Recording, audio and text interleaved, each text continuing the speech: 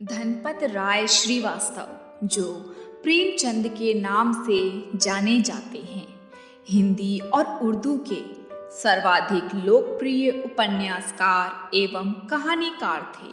उन्होंने अपने जीवन काल में 300 से अधिक कहानियां लिखी एवं उस दौर की सभी प्रमुख उर्दू और हिंदी पत्रिकाओं में लिखा। नमस्कार, स्वागत है आपका आओ लिखें पर। आज हम उपन्यास सम्राट मुंशी प्रेमचंद का जीवन परिचय लिखेंगे। तो आओ लिखें और कुछ नया सीखें। जीवन परिचय।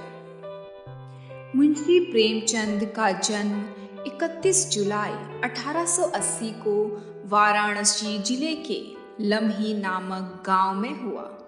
उनकी माता का नाम आनंदी देवी एवं पिता का नाम मुंशी अजायब राय था, जो लम्ही के डाक मुंशी थे। 7 वर्ष की अवस्था में उनकी माता का तथा 16 वर्ष की अवस्था में उनके पिता का निधन हो गया, जिस कारण उनका प्रारंभिक जीवन संघर्षमय रहा। उनका मूल नाम धनपत राय श्रीवास्तव था। प्रेमचंद की प्रारंभिक शिक्षा फारसी में हुई। 1898 में मैट्रिक की परीक्षा उत्तीर्ण करने के बाद वे एक स्थानीय विद्यालय में शिक्षक नियुक्त हो गए। नौकरी के साथ ही उन्होंने पढ़ाई जारी रखी। बीए पास करने के बाद वे शिक्षा विभाग के इंस्पेक्टर पद पर नियुक्त हुए। उनका पहला विवाह उस समय की परंपरा के अनुसार 15 वर्ष की उम्र में हुआ, जो सफल नहीं रहा। 1906 में उन्होंने बाल विधवा शिवरानी देवी से दूसरा विवाह किया। उनकी 3 संतानें श्रीपत राय, अमृत राय और कमला देवी श्रीवास्तव हुई। 1921 में असहयोग आंदोलन के दौरान महात्मा गांधी के सरकारी नौकरी छोड़ने के आह्वान पर स्कूल इंस्पेक्टर पद से 23 जून को त्यागपत्र दे दिया। इसके बाद उन्होंने मर्यादा, माधुरी आदि पत्रिकाओं में संपादक के रूप में कार्य किया। उन्होंने हिंदी समाचार पत्र जागरण तथा साहित्यिक पत्रिका हंस का संपादन और प्रकाशन भी किया। उन्होंने मोहन दयाराम भवनानी की अजंता सिनेटोन कंपनी में कथा लेखक की नौकरी भी की। 1934 में आई फिल्म मजदूर की कहानी प्रेमचंद द्वारा ही लिखी गई है। जीवन के अंतिम दिनों तक वे साहित्यिक सृजन में लगे रहे। निरंतर बिगड़ते स्वास्थ्य के कारण लंबी बीमारी के बाद 8 अक्टूबर 1936 को उनका निधन हो गया। साहित्यिक परिचय। उपन्यास सम्राट कहे जाने वाले प्रेमचंद के साहित्यिक जीवन का आरंभ 1901 से हो चुका था। आरंभ में वे नवाब राय के नाम से उर्दू भाषा में लिखा करते थे। उनकी पहली रचना अप्रकाशित ही रही, जिसका जिक्र उन्होंने पहली रचना नाम के अपने लेख में किया है। उनका पहला उपलब्ध उर्दू उपन्यास असरारे मआबिद है, जिसका हिंदी रूपांतरण देवस्थान रहस्य नाम से हुआ। 1907 में उनका पहला कहानी संग्रह सोजे वतन प्रकाशित हुआ। देशभक्ति की भावना से परिपूर्ण इस संग्रह को अंग्रेज सरकार ने प्रतिबंधित कर इसकी सभी प्रतियां जब्त कर ली और इसके लेखक नवाब राय को भविष्य में लेखन न करने की चेतावनी दी, जिसके कारण उन्हें नाम बदलकर प्रेमचंद के नाम से लिखना पड़ा। उन्हें प्रेमचंद नाम से लिखने का सुझाव देने वाले दया नारायण निगम थे। प्रेमचंद नाम से उनकी पहली कहानी बड़े घर की बेटी जमाना पत्रिका में प्रकाशित हुई। 1915 में उस समय की प्रसिद्ध हिंदी मासिक पत्रिका सरस्वती में पहली बार उनकी कहानी सौत नाम से प्रकाशित हुई। 1918 में उनका पहला हिंदी उपन्यास सेवा सदन प्रकाशित हुआ। उन्होंने लगभग 300 कहानियां तथा 1.5 दर्जन उपन्यास लिखे। असहयोग आंदोलन के दौरान सरकारी नौकरी से त्यागपत्र देने के बाद वे पूरी तरह साहित्य सृजन में लग गए। रंगभूमि नामक उपन्यास के लिए उन्हें मंगला प्रसाद पारितोषिक से सम्मानित किया गया। प्रेमचंद की रचनाओं में उस दौर के समाज सुधार आंदोलन, स्वाधीनता संग्राम तथा प्रगतिवादी आंदोलनों के सामाजिक प्रभावों का स्पष्ट चित्रण है। उनमें दहेज, अनमेल विवाह, पराधीनता, लगान, छुआछूत, जाति भेद, आधुनिकता, विधवा विवाह आदि उस दौर की सभी प्रमुख समस्याओं का चित्रण मिलता है। हिंदी कहानी तथा उपन्यास के क्षेत्र में 1918 से 1936 तक के कालखंड को प्रेमचंद युग कहा जाता है। आइए अब जान लेते हैं उनकी रचनाओं के बारे में। प्रेमचंद द्वारा लिखी गई प्रमुख रचनाएं इस प्रकार से हैं।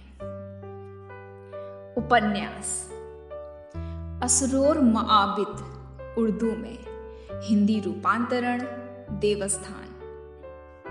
हम खुरमा व हम सवाब उर्दू में, हिंदी रूपांतरण प्रेमा। रूठी रानी, सेवा सदन, प्रेमाश्रम, रंगभूमि, निर्मला, कायाकल्प, गबन, कर्मभूमि, प्रतिज्ञा, गोदान, वरदान तथा मंगलसूत्र। मंगलसूत्र उनका अंतिम एवं अपूर्ण उपन्यास है, जिसे बाद में उनके पुत्र अमृत राय ने पूरा किया। कहानी प्रेमचंद ने लगभग 300 कहानियां लिखी। उनकी कुछ प्रमुख रचनाएं इस प्रकार हैं। 2 बैलों की कथा, पूस की रात, ईदगाह, 2 सखियां, नमक का दरोगा, बड़े बाबू, सौत, सुजान भगत, बड़े घर की बेटी, कफन, अंतिम कहानी, पंच परमेश्वर, नशा, परीक्षा, शतरंज का खिलाड़ी, बलिदान, माता का हृदय, मिस पद्मा, कजाकी।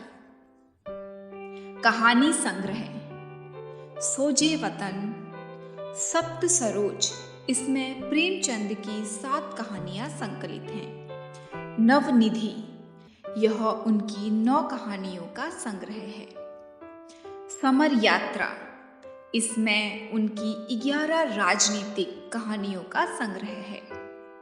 मानसरोवर, उनकी मृत्यु के बाद उनकी कहानियां मानसरोवर शीर्षक से 8 भागों में प्रकाशित हुई। नाटक संग्राम, प्रेम की वेदी और करबला।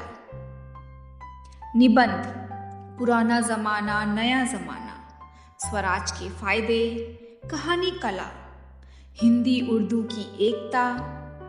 उपन्यास जीवन में साहित्य का स्थान, महाजनी सभ्यता, अंतिम निबंध आदि। अनुवाद प्रेमचंद एक सफल अनुवादक भी थे। उन्होंने टॉलस्टॉय की कहानियां, चांदी की डिबिया, न्याय और गोल्सवर्दी के 3 नाटकों का हड़ताल नाम से अनुवाद किया। पत्र पत्रिकाओं का संपादन प्रेमचंद ने माधुरी, हंस, जागरण, मर्यादा का संपादन किया। तुलसीदास, कबीरदास, महादेवी वर्मा, जयशंकर प्रसाद आदि का जीवन परिचय आपको आई बटन और डिस्क्रिप्शन पर भी मिल जाएगा। इस वीडियो के बाद आप उन्हें भी देख सकते हैं। मुंशी प्रेमचंद की भाषा सहज, स्वाभाविक, व्यवहारिक एवं प्रभावशाली है। उर्दू से हिंदी में आने के कारण उनकी भाषा में तत्सम शब्दों की बहुलता मिलती है। उनकी रचनाओं में लोकोक्तियों, मुहावरों एवं सूक्तियों के प्रयोग की प्रचुरता मिलती है। साहित्य में स्थान। साहित्य के क्षेत्र में प्रेमचंद का योगदान अतुलनीय है। उन्होंने अपनी रचनाओं के माध्यम से लोगों को साहित्य से जोड़ने का काम किया। उन्होंने हिंदी कथा साहित्य को एक नया मोड़ दिया। आम आदमी को उन्होंने अपनी रचनाओं का विषय बनाया।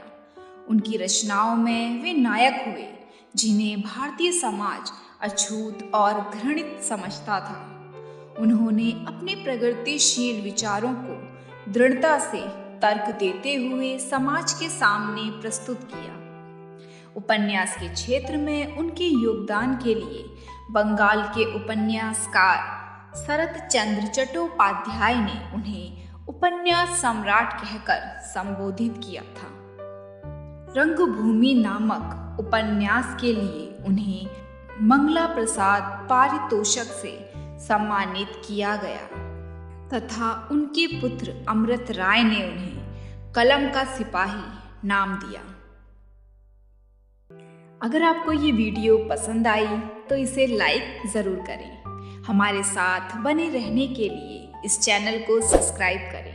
साथ ही बने बेल आइकन को प्रेस ज़रूर करें ताकि आगे आने वाले सभी वीडियोस के नोटिफिकेशन आपको मिले सबसे पहले। तो इसी के साथ मिलते हैं अगली वीडियो में। तब तक के लिए सीखते रहिए, लिखते रहिए। धन्यवाद।